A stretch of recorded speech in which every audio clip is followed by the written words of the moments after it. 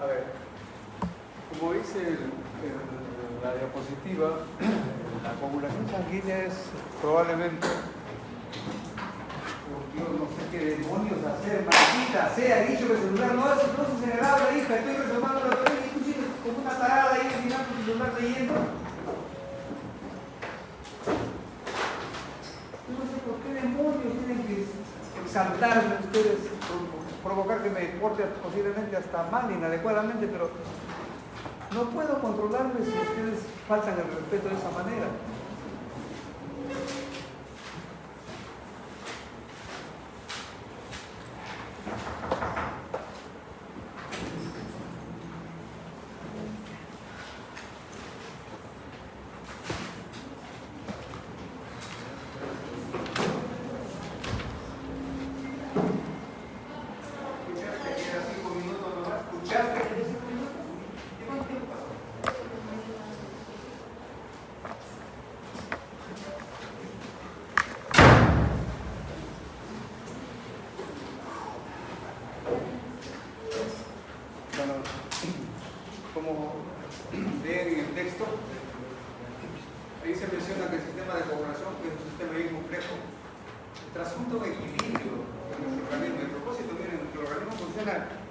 Serie de procesos en los cuales hay una tendencia a un lado y una tendencia al otro lado.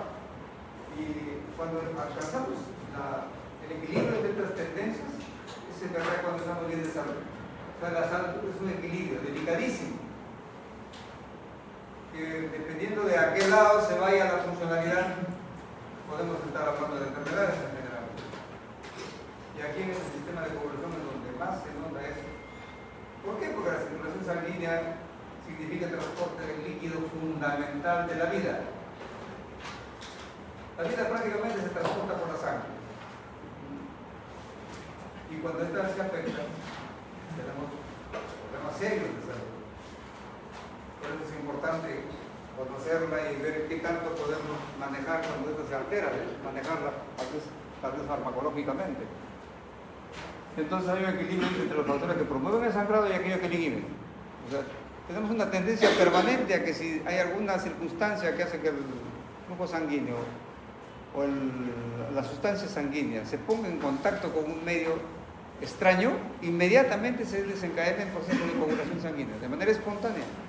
Y ustedes saben por fisiología que hay dos vías, ¿no? Extrínseca y intrínseca, que promueve rapidísimo que nuestra sangre se coagule, con el fin de preservar su pérdida. Ese es el objetivo, preservar su pérdida, porque es el líquido vital. Pero ese proceso de coagulación puede llevar a daños irreversibles en el organismo, especialmente en órganos tan nobles como aquellos que soportan muy poco la privación del oxígeno y los nutrientes que están en este fluido. Participan obviamente células, tejidos ya bien definidos y sistemas humorales. Cuando nosotros entendemos la fisiología de la coagulación, que yo estoy seguro que ustedes lo conocen porque es fisiología, entonces estamos obviamente con toda la capacidad de entender cómo podemos manejar farmacológicamente algún problema de este nivel, ¿sí?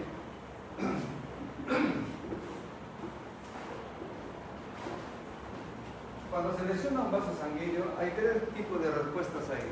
El primero es un reflejo pues, inmediato, espontáneo, que es la vasoconstricción. Cualquier lesión tisular inmediatamente hace que el vaso sanguíneo se ajuste con el fin de impedir la pérdida del líquido vital. Luego se desencadenan otros procesos que terminan, por ejemplo, en la adherencia plaquetaria. Las plaquetas tienden a adherirse e inmediatamente formar las bases para el coágulo, que debe obturar la lesión si es que hay una lesión de por medio, porque no siempre hay lesiones, a veces por problemas bioquímicos. Y se enreda por ahí con los paquetes de fibrina y generalmente se yugula la lesión vascular y por lo tanto pararía la hemorragia, el sangrado. El tapón hemostático se forma ahí en ese proceso, lo que evita el sangrado. Eso por fortuna es un proceso espontáneo y tremendamente eficiente. Nosotros paramos permanentemente sufriendo agresiones traumáticas, generalmente, golpes, caídas, y si no tuviéramos este proceso de coagulación tan eficiente, fracasaríamos frecuentemente, ¿no? Sería una cuestión bien drástica la vida con este tipo de esta disfunción. Entonces ahí encontramos una injuria, una lesión vascular, y expone el endotelio. El endotelio no está expuesto a ninguna, ningún factor externo, está simplemente permitiendo el tránsito del fluido sanguíneo. Y una vez que se expone al aire ambiental, se desencadenan los procesos de coagulación de manera automática, espontánea. Hay adhesión, coagulación de plaquetas, liberación de sustancias, agregación de elementos sanguíneos. Está como hemostático y base a las redes de fibrina. ¿Qué ocurre? Podemos en algunos casos ya adelantar que si esta formación de fibrina es ya la fase de culminación del proceso de inhibición de la hemorragia, y a veces eso ya ustedes supongo que intuyen de que es incluso a veces pernicioso, porque cuando se coagula hay coagulación sanguínea intravascular en un paciente que todavía está vivo. Esa coagulación puede dar lugar a infartos, ¿cierto? Déficits circulatorios vitales. ¿Y qué tenemos que hacer ahí? Probablemente recurrir a la fibrinolisis, es un procedimiento casi final para cuando hay que disolver un tapón hemorrágico que se ha formado dentro del vaso sanguíneo que no estaría funcionalmente trabajando. Esa es la última opción que tenemos. Solamente para recordar, están los factores de coagulación que son 13. Y hay que señalar porque antiguamente se consideraba también otro factor de coagulación que era la vitamina K. Después se le sacó de los factores de coagulación, pero sí se señala de que es esencial para la síntesis hepática de otros factores como el 2-7, el 9 y el TES. Por eso la vitamina K es fundamental en los procesos de coagulación sanguínea. Vamos a revisarlo.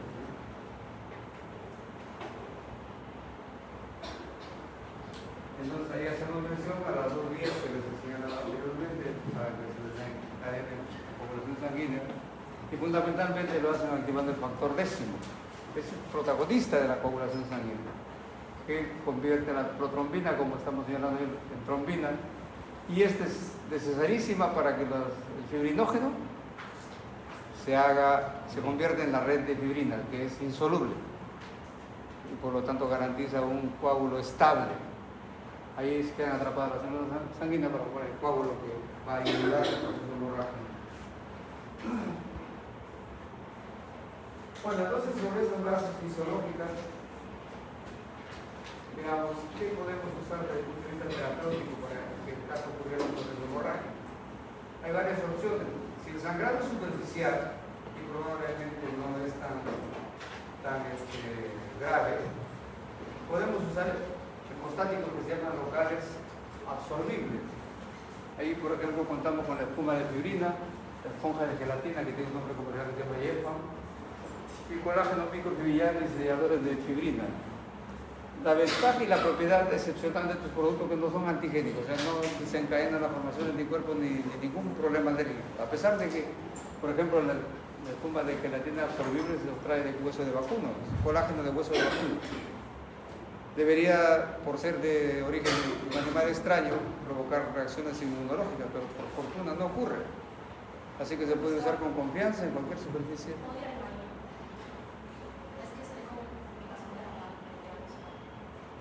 Deja tu celular ahí, anda.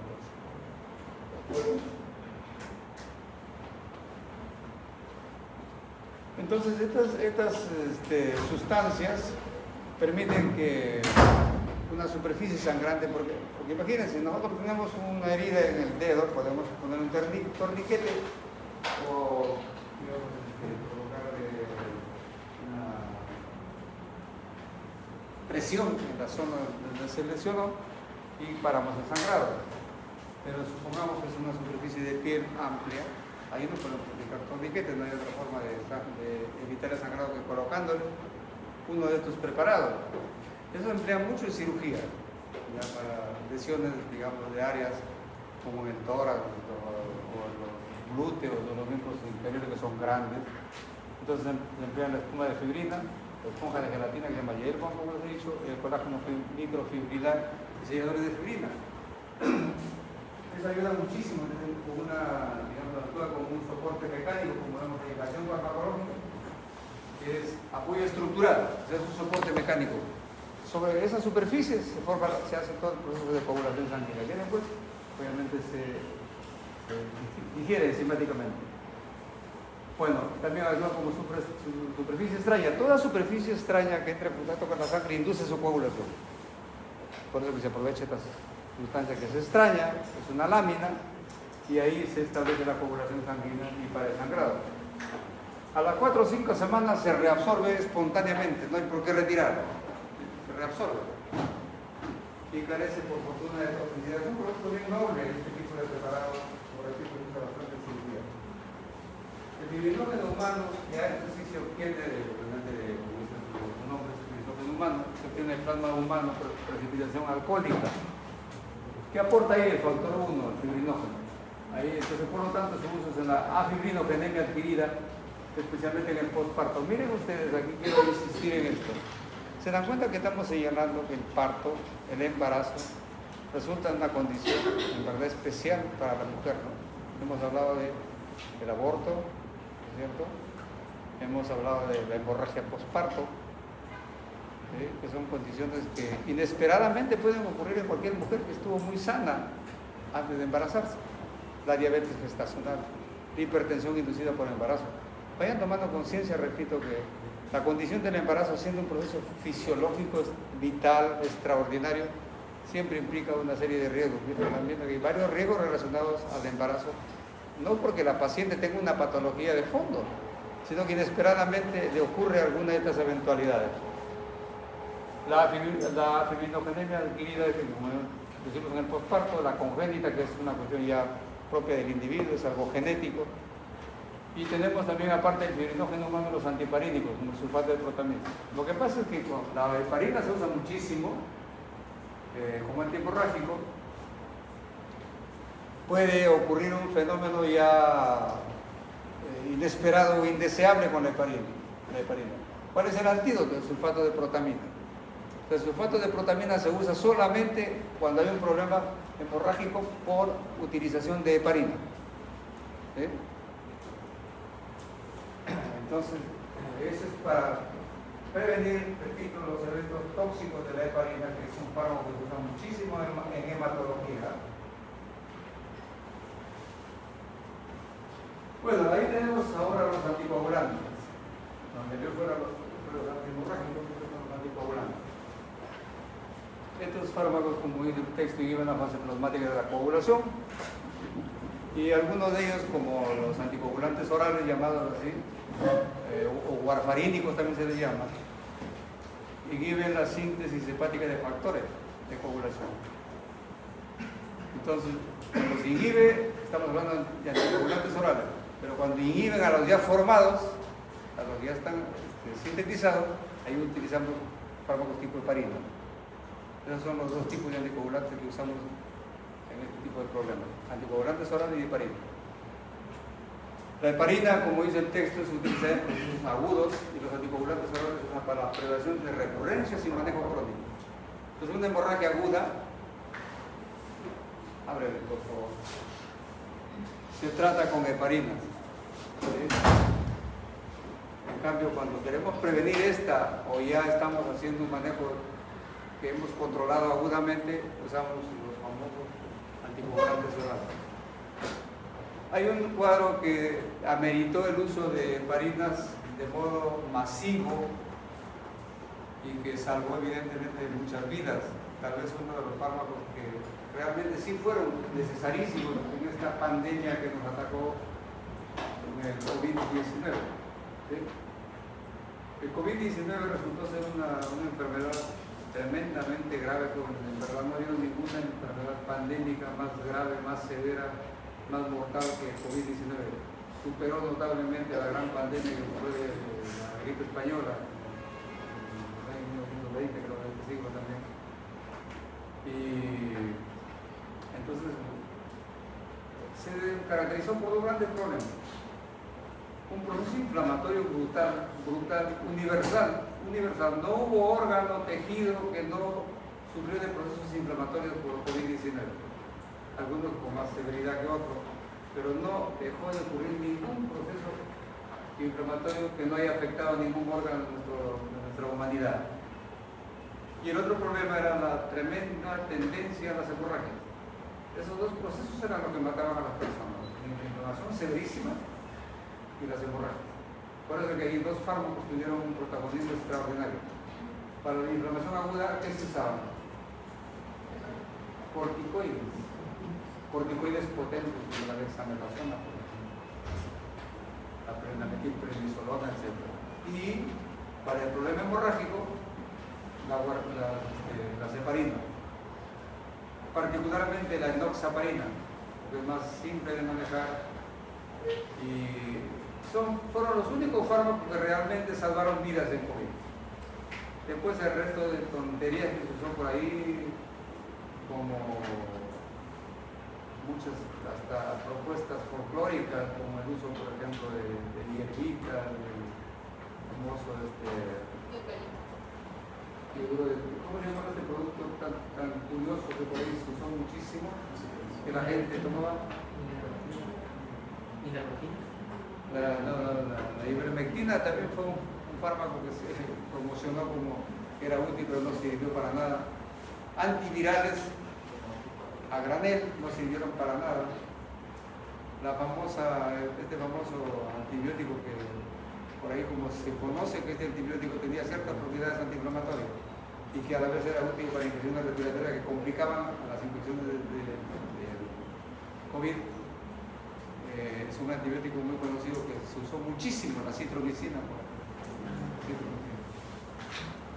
Entonces, de todo ese montón de fármacos, ninguno realmente era útil. Peor es el producto que fue un escándalo mundial, su uso obsesivo, que se promocionó, pues ahí que lo tomaban en líquido, el famoso hidróxido de cloro. Qué bárbaro. Tiene una historia de verdad sorprendente de cómo se llegó a promocionar como si fuera útil y de verdad fue un fiasco.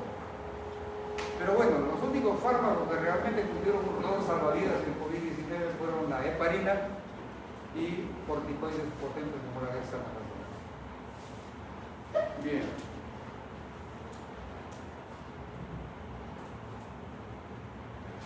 Ahora, tenemos también anticoagulantes que nos permiten trabajar, por ejemplo, in vitro para la transfusión de sangre.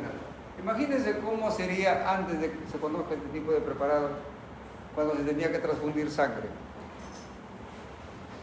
Era muy complejo y incluso en algunos casos hasta provocaba serios problemas.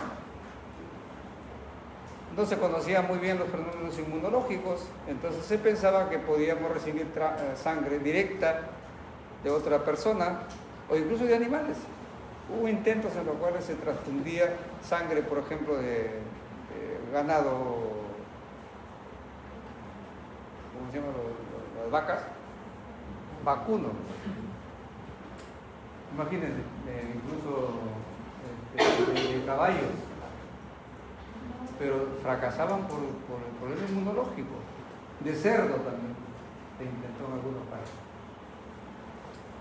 Al final, pues, con más lógica se empleó sangre de otros individuos, pero nosotros somos tan sensibles inmunológicamente que no soportamos, salvo que tengamos el mismo grupo sanguíneo y que no tengamos reacciones de incompatibilidad. Eso fue un proceso, digamos, que se descubrió al final, porque las primeras transfusiones terminaban en fracasos. Anafilaxias terribles. Entonces no era fácil salvar la vida de un paciente que tenía una hemorragia masiva, por ejemplo. Así se fueron descubriendo los famosos anticoagulantes, como de ahí para impedir la coagulación de la sangre que vamos a utilizar o que tenemos que preservar. ¿Han escuchado hablar ustedes que hay bancos de sangre? ¿Sí? En los hospitales hay bancos de sangre donde la sangre se extrae de individuos donantes y se les mantiene en preservación, congelados, pero con sustancias que impiden que se coagulen. Porque la sangre, una vez que esté en un envoltorio de plástico, debería coagular de inmediato por el contacto directo de esta sustancia extraña con la sangre. ¿Qué se emplea ahí? Para transfundir utilizamos el citrato de sodio, fundamentalmente, o el oxalato de potasio. ¿Por qué no usamos tanto el oxalato de potasio? Porque el potasio es un electrolito muy delicado a nivel cardiológico, a alguna persona le puede hacer mucho daño. En cambio, el citrato de sodio no. Ese es el anticoagulante universal. En todos los bancos de sangre, las bolsas de transfusión sanguínea, las bolsas de colección de sangre, tienen un volumen ya determinado de citrato de sodio para recibir una unidad de sangre. ¿Saben cuántos centímetros cúbicos de sangre tiene una unidad? 500 centímetros cúbicos, medio litro de sangre. Y se mantiene congelada, ¿no es cierto? El citrato de sodio, como menciona el texto ahí, forma complejo con el calcio de la sangre, quelato, y por lo tanto impide que la sangre se coagule, en este caso por el calcio. Ahora, miren, como esto captura el calcio, lo captura y forma un quelato, ¿qué pasa si transfundimos demasiado rápido o masivamente, por ejemplo, más de 1, 2, 3 unidades de sangre? Podemos provocar una hipocalcemia en el paciente. ¿Sí? Porque, repito, forma un quelato con el calcio, el citrato de sodio.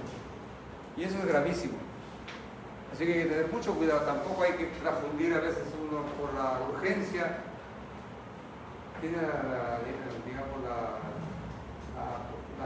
la posibilidad de transfundir más y más sangre, a veces por doble vía, y eso puede llevar hasta esta situación que es un mecanismo muy riesgoso para el paciente. En vivo tenemos los anticoagulantes orales. Esto se usa cuando el paciente tiene una tendencia a coagulación, digamos, intravascular. Hay pacientes que debemos evitar que su sangre se coagule, porque inmediatamente si se coagula podría ocurrir fenómenos tromboembólicos, los cardiópatas, por ejemplo.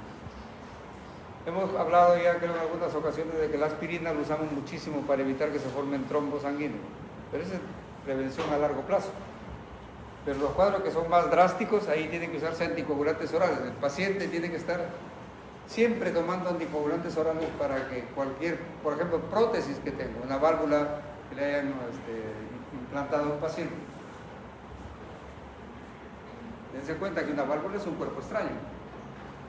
Entonces, cuando tenemos un paciente con una válvula cardíaca que le han implantado, es un cuerpo extraño que está induciendo que se forme un proceso de coagulación ahí y pueda, obviamente, matar al paciente.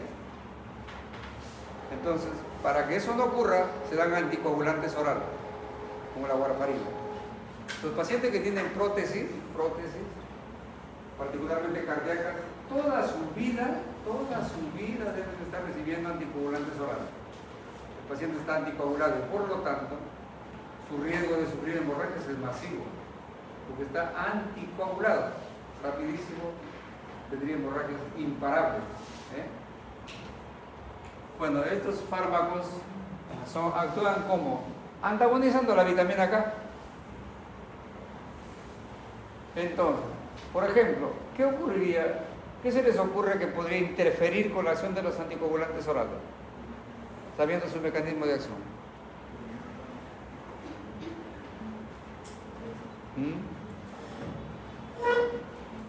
¿Cómo se sintetiza la vitamina K en nuestro organismo?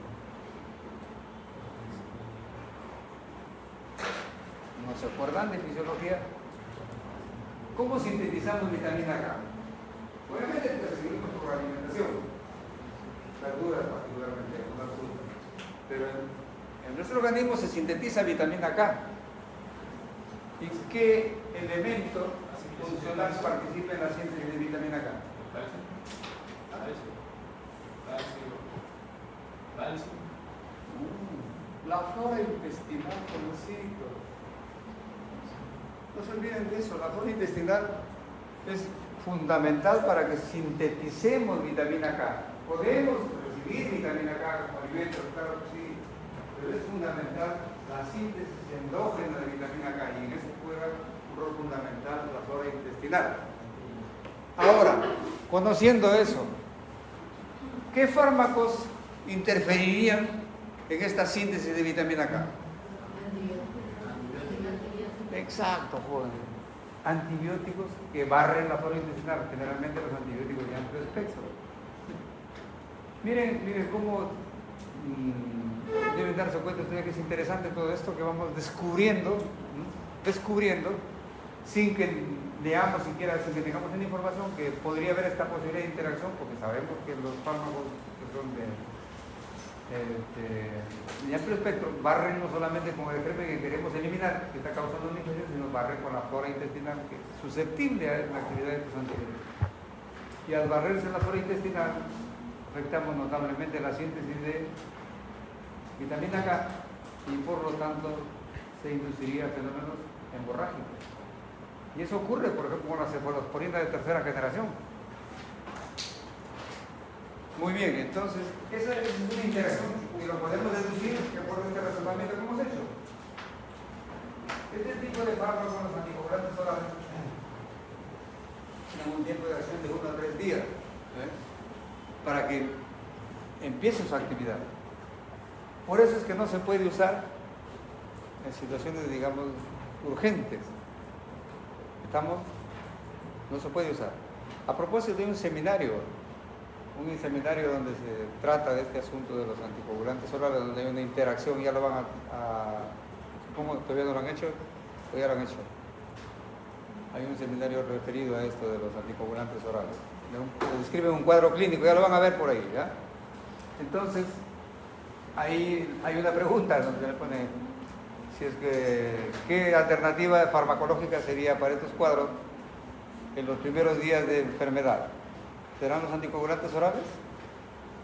¿Será una alternativa para evitar el problema hemorrágico los anticoagulantes orales en un paciente de este tipo? No, ¿por qué? Porque va a empezar a actuar recién, la mayor parte de casos a los 3 días de uso. Se usa entonces para tratamiento de sostén. Primero que usan heparina, evitar la hemorragia, ¿sí? Y después ya, y de fondo ya van dando anticoagulante oral para que a los 3 días ya empiece a actuar y lo dejan solito al anticoagulante oral. O sea, como tratamiento de sostén se llama eso, ¿sí? No tratamiento agudo. Bueno, como riesgo atraviesan la placenta, acceden a la leche materna y por ahí puede haber una interacción con el lactante.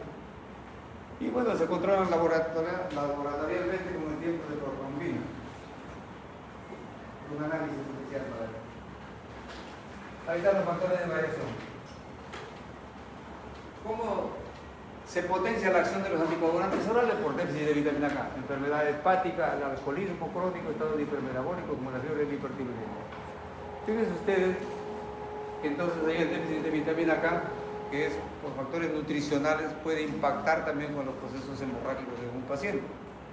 Y obviamente el cirrótico hepático, por ejemplo, como ocurre en algunos alcohólicos crónicos, ¿sí? O que tienen insuficiencia hepática, puede llevar rapidísimos problemas hemorrágicos por esa condición. Y el decremento de acción, ahí sí fisiológicamente también otra vez la embarazada resulta teniendo mucho riesgo porque disminuye la acción de la vitamina K por el embarazo. Y cuando se nos pasa la dosis, le llevamos al paciente una hemorragia. Ahora, ¿cómo manejamos esa hemorragia? Si sabemos que es antagonista de la vitamina K, usamos vitamina K y además una transfusión sanguínea de respaldo. ¿Sí? Porque cuando hacemos esta interacción que hay notable entre la vitamina K y los anticoagulantes orales. Ahí dice transfusión de plasma fresco congelado. Fíjense, es una cosa curiosa, por eso se recomienda esto siempre señalarlo congelado, porque el proceso de congelación permite la recuperación espontánea del proceso fisiológico, es una cosa curiosa. Y por eso técnicamente se tiene que transfundir sangre, pero fresca y congelada, para que se potencie la acción, en este caso de la vitamina K.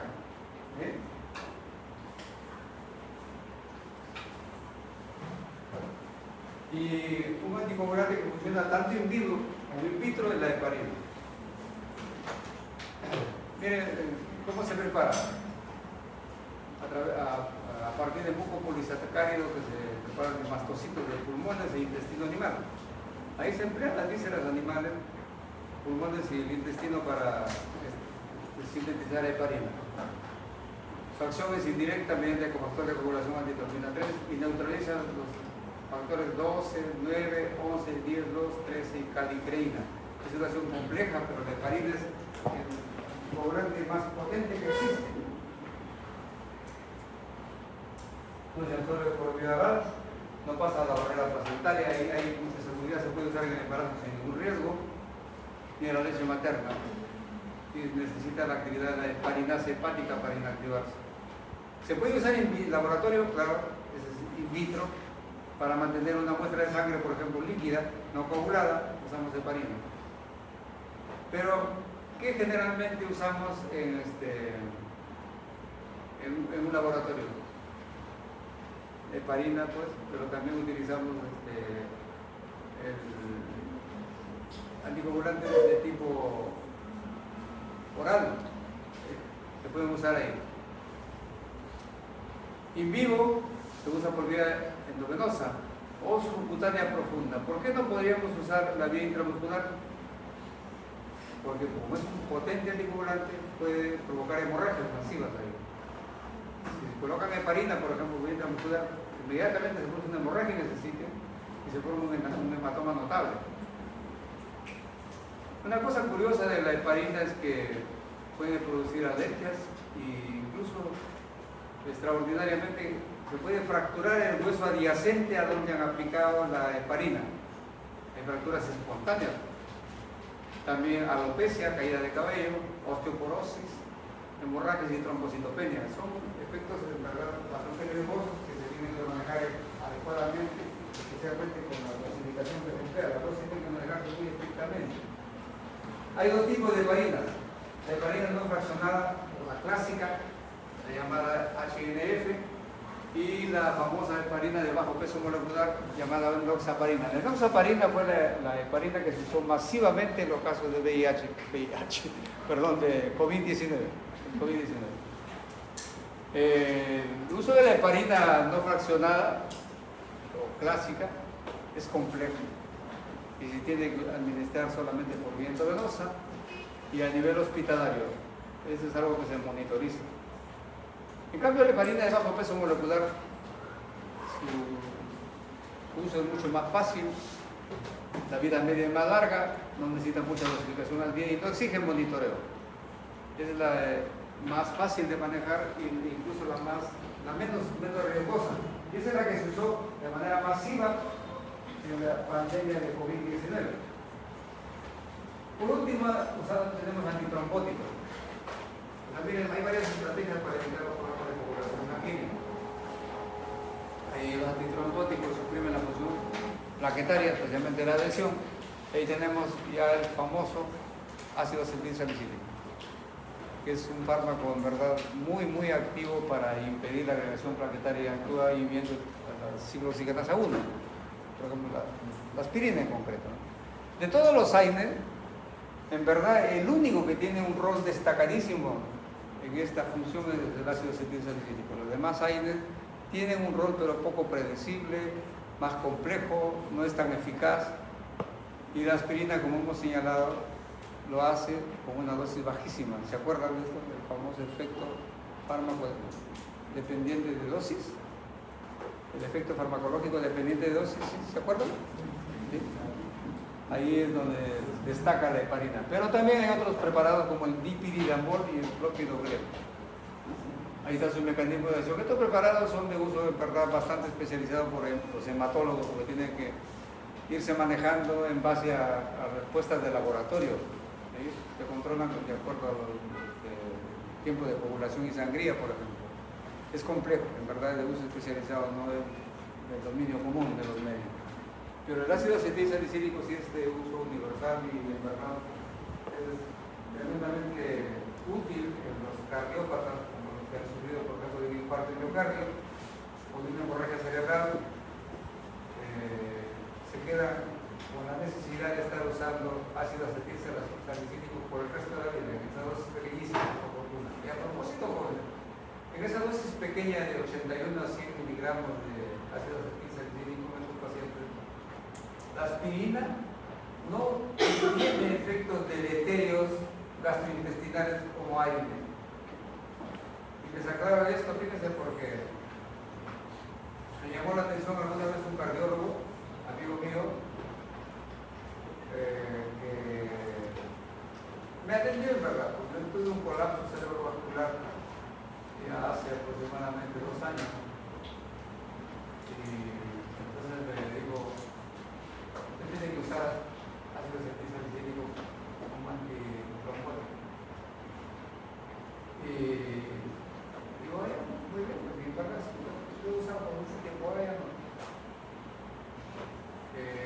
para permitir que no haya pues, un nuevo coágulo sanguíneo a nivel cerebral.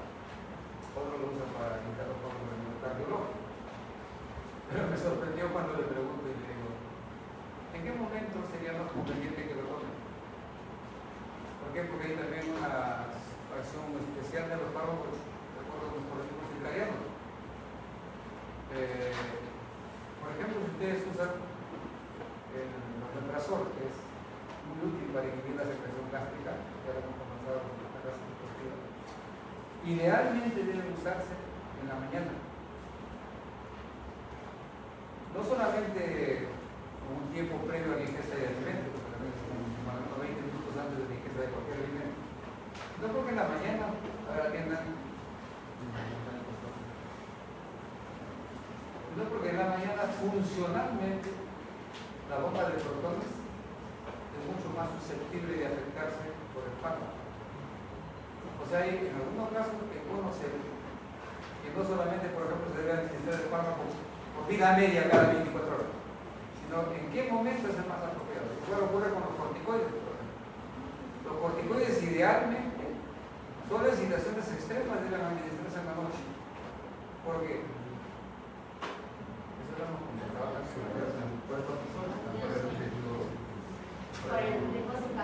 por el ritmo circadiano de la producción de corticoides endógenos. Y en la noche es donde menos nivel de corticoides endógenos tenemos.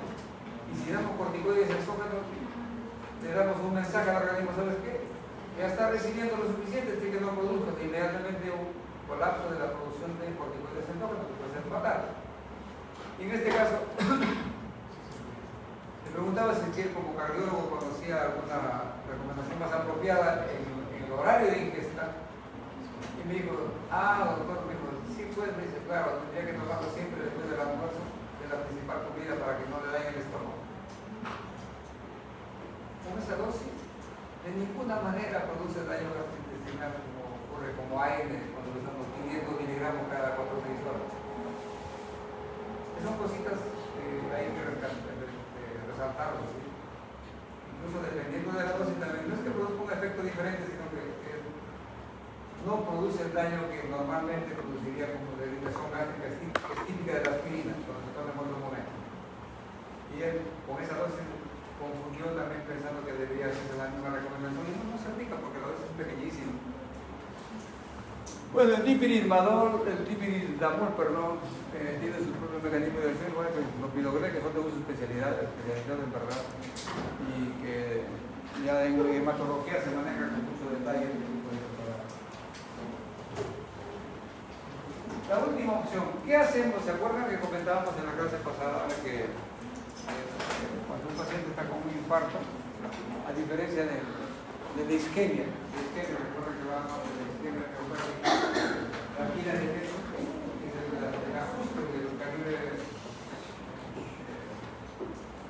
de la arteria coronaria. Entonces, ¿qué hacemos? Usamos un vaso dilatador y lo tomamos. Pero cuando ocurre un infarto, se suspiró la vasoconstricción. Esa obstrucción sí lo podemos también reabrir cuando usamos un cateterismo. Pero ¿para qué usamos el cateterismo? Para ir con el catéter y ahí soltar un producto enzimático proteolítico como el estreptoquinasa o la uroquinasa. Estos son enzimas potentes que destruyen el tejido orgánico, en este caso el coágulo, y lo disuelven y permiten, puede ser salvavidas. Pero es un procedimiento muy especializado. Se dan cuenta ustedes de entrar por un paso periférico, ingresar hasta la zona donde está el infarto, llegar ahí, obviamente mediante monitores, y ahí en la zona donde está la lesión, sueltan el preparado. Actúa localmente, es una enzima proteolítica potente, abre el camino y otra vez se reanuda la circulación sanguínea del paciente y se salva la vida. Pero es un procedimiento heroico. ¿De dónde creen que se deriva el término estreptoquinasa?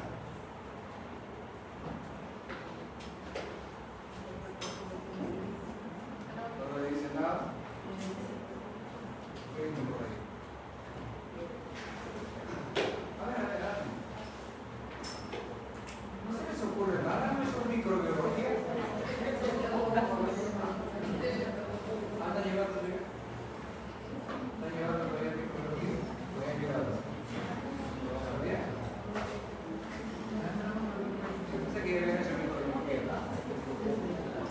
streptokinasa deriva de streptococo, de la bacteria esta. Y precisamente el streptococo produce una enzima proteolítica que se llama streptokinasa, que es potentísima para degradar tejidos. Por eso es que este maldito microbio se mete por todos los órganos, va disolviendo tejidos y se mete y produce estas situaciones tan severas. Y ahí se extrajo, al menos originalmente, las primeras streptokinasas. Las enzimas proteolíticas son potentísimas, jóvenes.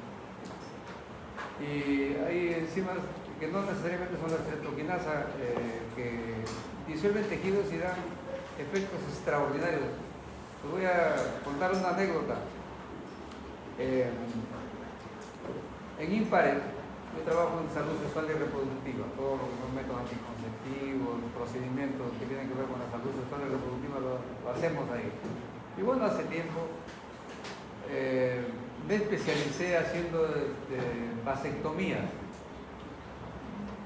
pero con una técnica extraordinaria, novedosa, que se llama la técnica de Lin, China, aprendido en China, pero nos capacitaron acá. ¿Y qué ocurrió? Miren, me interesa contarlo porque es extraordinaria esta anécdota. Un visitador médico, encienda la luz, por favor. ¿Por qué te pedimos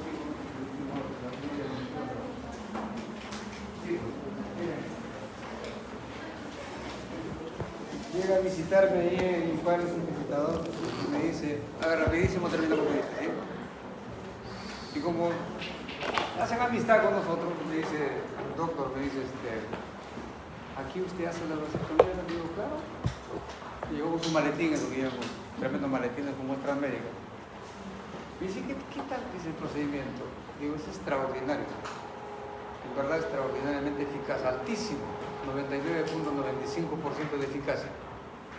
Y me dice, ¿y cómo es? ¿Cuánto demora? En verdad es una cosa curiosa, ¿no? Digo, facilísimo, digo, rápido, 15 minutos te puedo hacer la intervención. Le digo, 15 minutos, sí, le digo, y verdad, sí es, 15 minutos.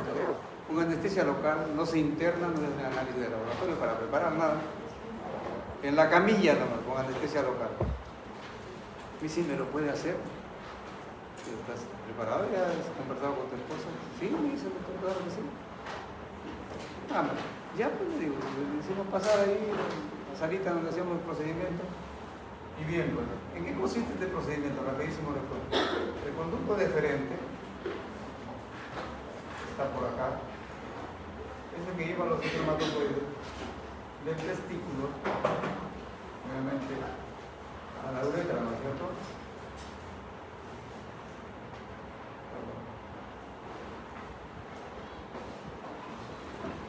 En el epidídimo, es el conducto deferente que transporta los espermatozoides. Y por acá, con anestesia local, se captura, tiene una forma especial de capturar y se hace una especie de orificio nomás ahí, en el escroto, y se le extrae por acá. Se captura y se le extrae así, como un gusanito. ¿Bien? A los que tengan interés en el procedimiento quirúrgico, fíjense en este detalle. Se corta acá y se hace una especie de ojal en la envoltura. El conducto deferente tiene su envoltura acá.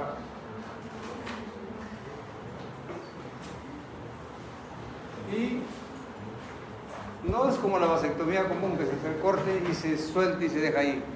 ¿Qué se ha visto?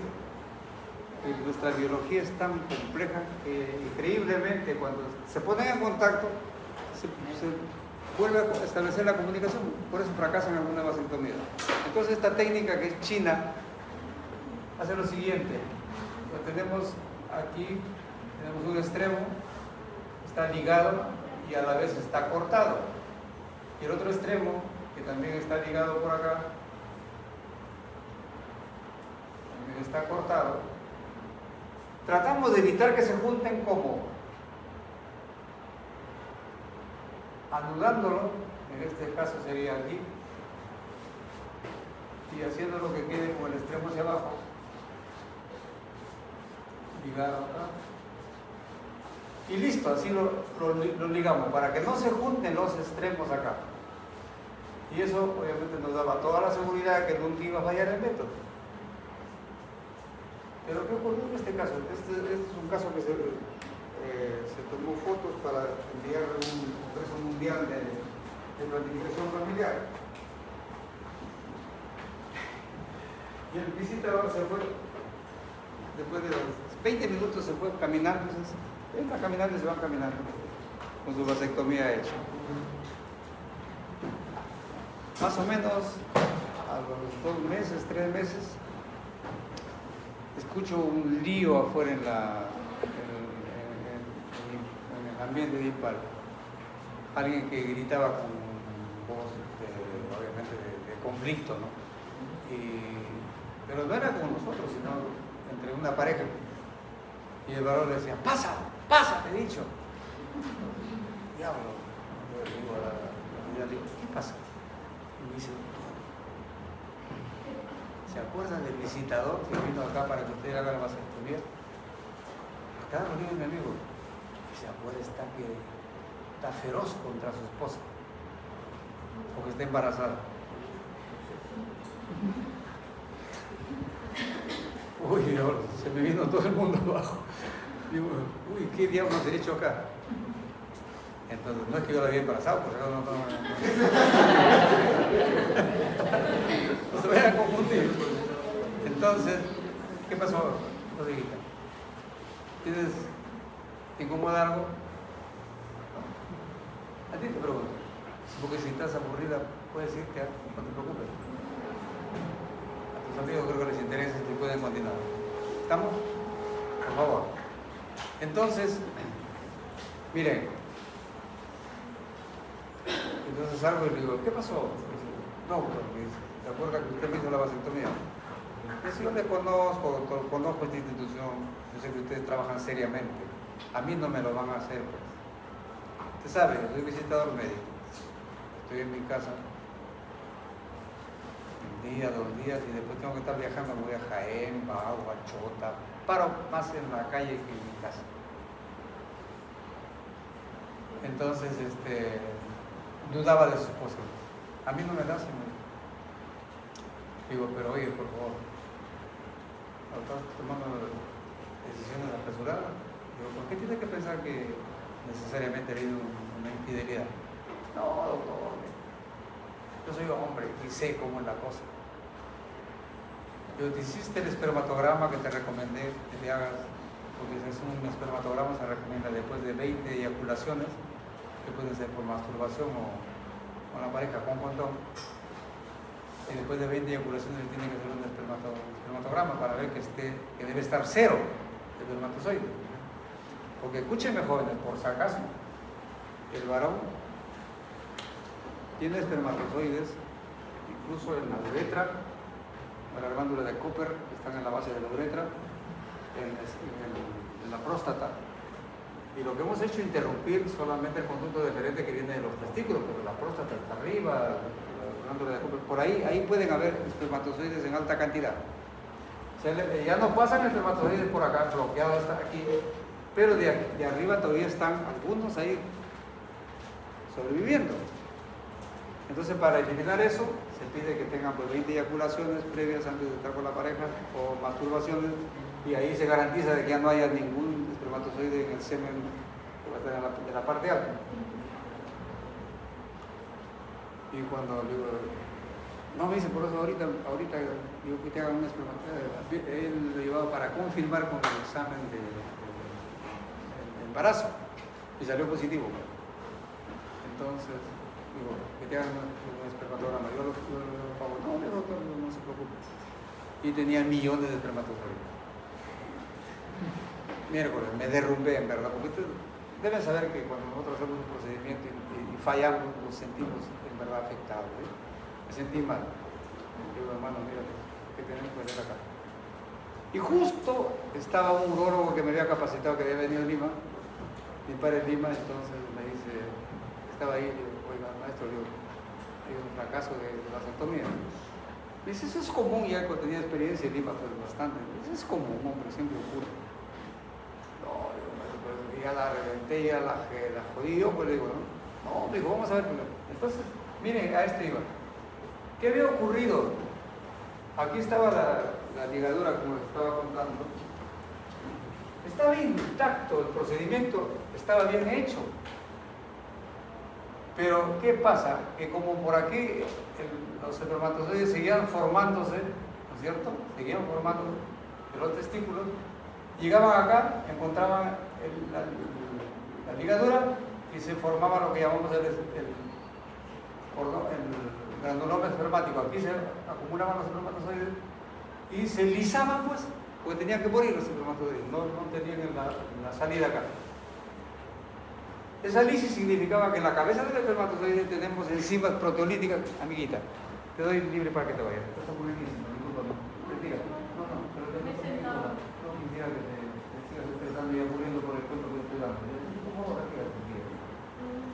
Ah, bueno, ¿quieres quedarte a martirizarte con el cuento? Sigue, pues. Bueno, entonces, estos millones de espermatozoides que estaban acá liberaron todo su contenido y ahí tenían enzimas proteolíticas potentes.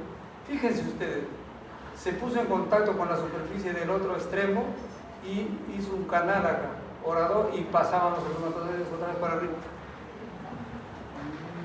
¿Era fracaso de la técnica? No, ahí respiré aliviado y dije, no he fallado yo, sino que la maldita naturaleza hizo, repito, que se recanalice para que vean la potencia de estas enzimas proteolíticas, abrió camino, horadó las paredes de los conductos deferentes, comenzaron a pasar los espermatozoides nuevamente y el paciente estaba otra vez fértil. Eso ocurre en el organismo, es una cosa extraordinaria, en verdad.